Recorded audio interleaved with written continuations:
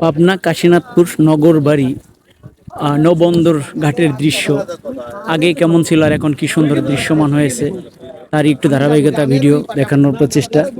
অনেক সুন্দর ঘাট, অনেক ধরনের দর্শনার্থীরা এখানে আসছে ঘোরার জন্য। আমি গাড়িটি এখানে পার্কিং করে দিয়েছি।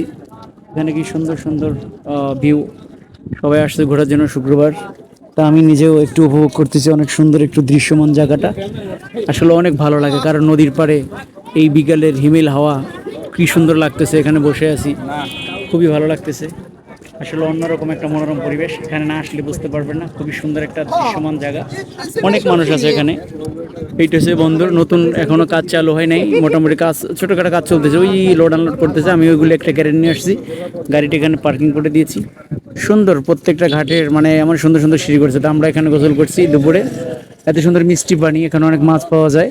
ওপাশে আবার ভরাট করতেছে, ওই যে পাইপগুলো দিয়ে, এই যে ড্রেজার মেশিন দিয়ে কাটতেছে। খুবই দৃশ্যমান। আমি বসে আছি ব্রিজের রেলিং এর উপরে।